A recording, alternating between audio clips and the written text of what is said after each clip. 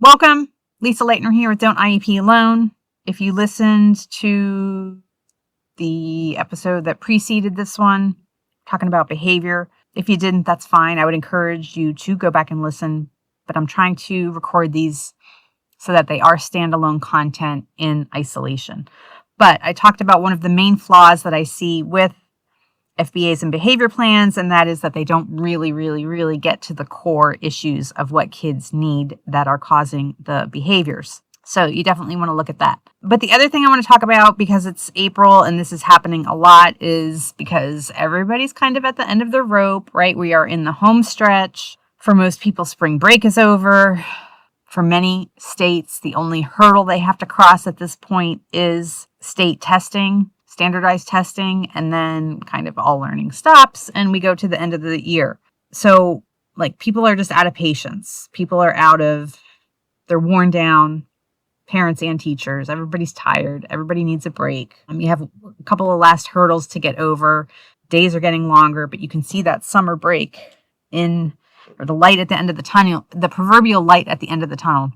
And so kids who have behaviors are being asked to leave school. This may be formal, this may be informal.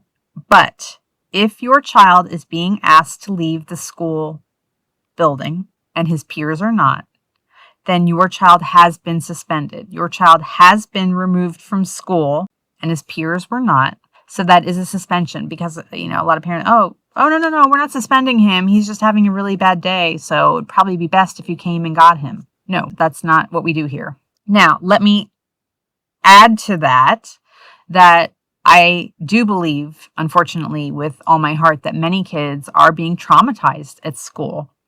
And because they don't have the coping mechanisms to process this information, because they don't have the resilience, right? Why aren't kids more resilient today? You know what? You can scream that from the mountaintop, but unless you give a child skills and coping mechanisms and teach them how to be resilient, it doesn't just appear. And how about this? How about we make school a place where they don't have to be so goddamn resilient all the time? How about that? Why does a child need a coat of armor to survive a school day? What if we made it more inviting, more comforting? What if school was a safe space and they didn't need to be resilient?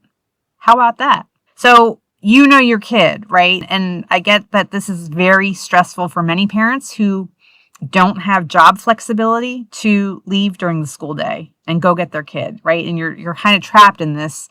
Am I forced to leave my child in a situation that might further traumatize them, might make the long-term situation worse if I leave them there during the school day?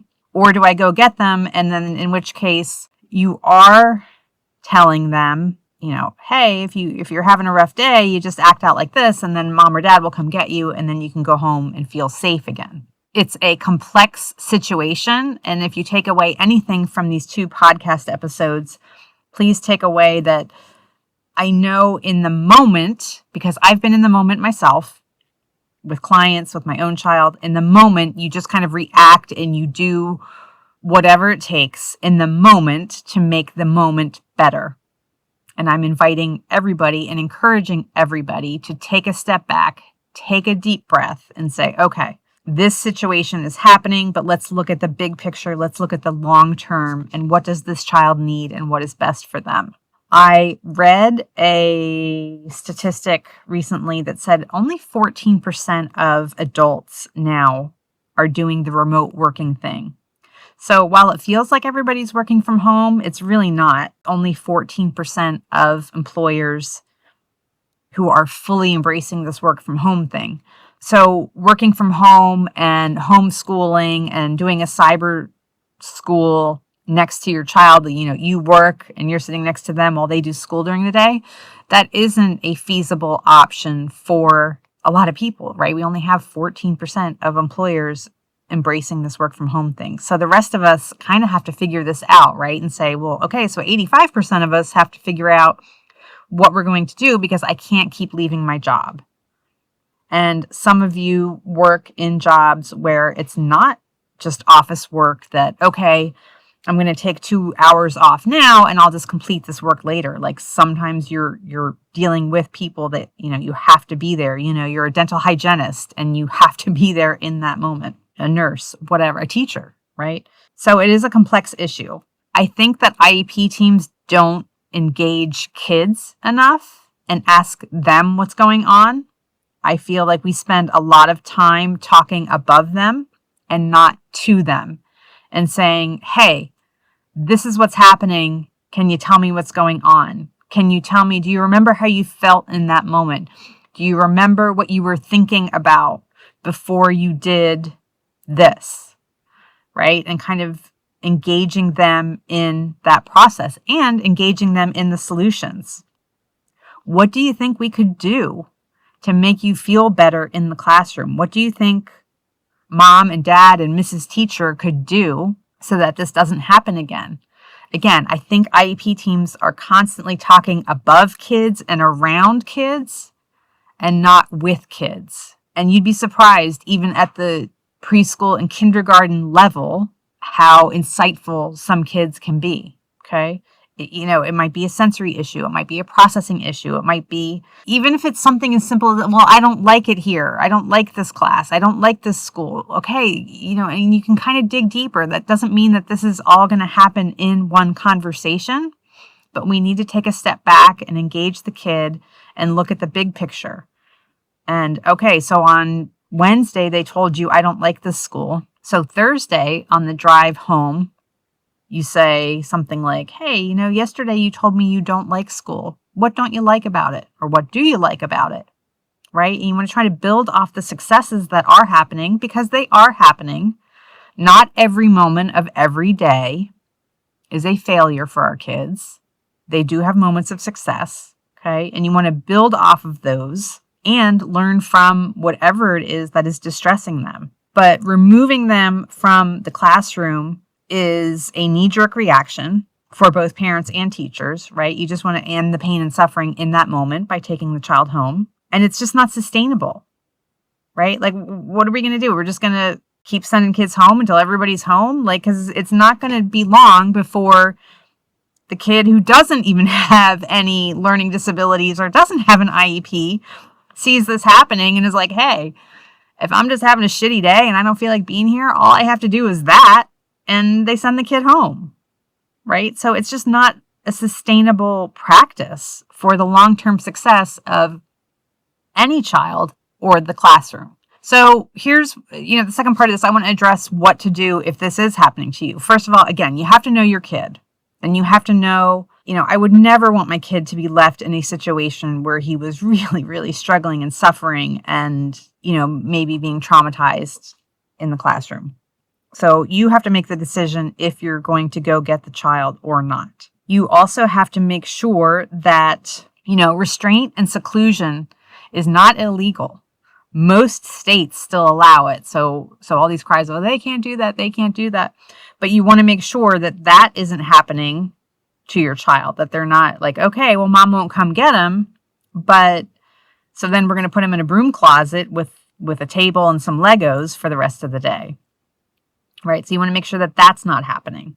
And again, engage your child in solutions. Like, why did he feel that way? What can you add to the IEP? What needs are not being met that can prevent this behavior? And that might also include some self-advocacy skills. Asking for help is a self-advocacy skill. Asking for a sensory break is a self-advocacy skill. And I see a lot of accommodations on IEPs that they need to be worded differently, because when you put on a child's IEP that they will have access to the sensory room when needed, and then, 6 weeks of nonsense goes by and I'm in an IEP meeting and you look at the IEP and it says, well, we'll have access. Well, he had access because the team looks at you and they go, well, he never asked. Well, he may not have the skill set to ask. He may not have the skill set to self-evaluate and know when they're becoming dysregulated. And then when they start to become dysregulated, that's kind of when it all really starts to go out the window. So I'm sorry that teachers are overworked. I am sorry that teachers are stretched to the absolute limit right now. I know you are. But my job is not to advocate for teachers unions. That's why you have teachers unions. You need to work on that. My job is to advocate for this child. And so if you need to be identifying and acknowledging the kids in your classroom throughout the day who are becoming dysregulated and prompt them to go take a sensory break, I'm sorry if that is one more thing on your to-do list when you feel like you really can't handle one more thing on your to-do list. But you can advocate for yourself. These kids can't. And so that's what I'm here for, is I'm here to help these parents, because we can't just keep sending them home. That helps you in the moment, but in the long term, it's only making the situation worse. And I think you know it and I know it, but it's just a very reactionary measure to, well, we'll just send them home.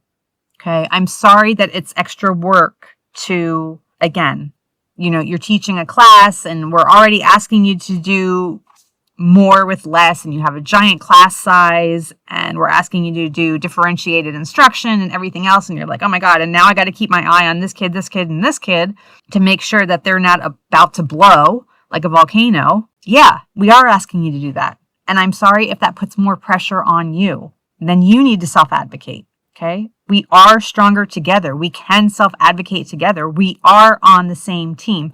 We do want schools to be funded adequately and staffed adequately, so this doesn't all fall on teachers. And we need to do that together. So just putting it back on the parent and like, well, just come get your kid, that's not helpful. It's only helpful in that immediate moment for that afternoon. Okay. Parents, if you do decide to go get your child, especially if you've been asking to change the IEP and those things have not been happening, if you've been asking for an FBA and you're not getting one, if you think your IEP needs work, if you need the behavior plan needs work, when you go to get your child in these situations, they almost always ask you to sign them out in the main office. I want you to sign them out and put on that sign out sheet, I was asked to come get my child because of, and put it right there. That is just going to be another piece of documentation and data that you have. I teach a lot about data and documentation in my online training, because those incidents can be very helpful. You're asking and asking and asking for something, and let's say you end up in mediation, you're going to ask for all those sign-in sheets. And you know what? You come to mediation with 6 or 7 incidents of, I was asked to come get my child.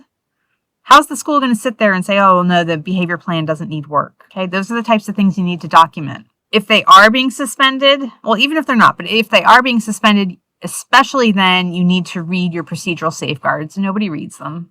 It's a boring book. I get it. But you need to read your procedural safeguards, not just sign the sheet every year at the meeting that you've received them, but read them and heed them so that you know what you're entitled to as it pertains to discipline.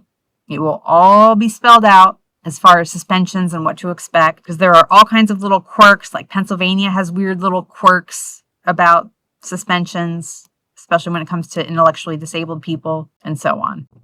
Okay, you want to read them so that you're not taken advantage of, and you know that what you're entitled to as far as a manifestation hearing and so on. Read everything you can on my site about behavior. I think at this point there's at least a dozen posts about it, because you really have to, you just really have to dig in. I don't know how else to say it other than the parents who do not engage in the process and really learn it are going to be taken advantage of. Schools absolutely can tell who knows their rights and who doesn't. They're going to take shortcuts, and your child will be left behind if you don't engage in the process. And behavior is a big frog to eat, right?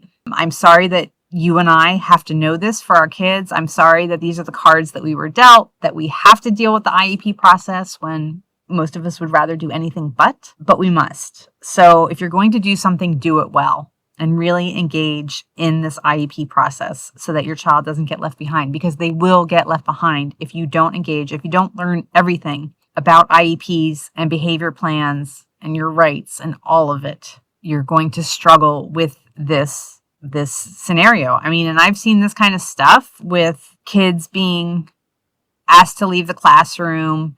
I mean, it doesn't get better. Know that. These situations do not resolve on their own. So if you're thinking like, oh, well, if I can just, maybe get through this school year, next school year will be better. These situations very rarely resolve on their own. They're just going to get worse with a new teacher, a new building, more things, right? The content is getting more complex as kids get aged. So that puts more demands on them. Their social demands increase, and on and on and on. So I have a ton of information on my site. Please read it. Please consider my training. Please consider the IEP toolkit. All of that information is on my site, and I will put it in the show notes as well. But, I know that you're not alone. I'm hearing from lots and lots of parents this time of year, because of the time of year, because everybody's worn down, that this kind of stuff is happening. So you're not alone. Hang in there. And it does get better, right? It does get better. If you really tackle this head on and say, I'm going to learn this, I'm going to know my rights, and I'm going to use the IEP process to my advantage and to get my child's needs met, it will get better. Okay. All right. That's all I have for today. I'm sorry if it was a little rambly. That's just kind of how I'm feeling this week. And I will talk to you all next week.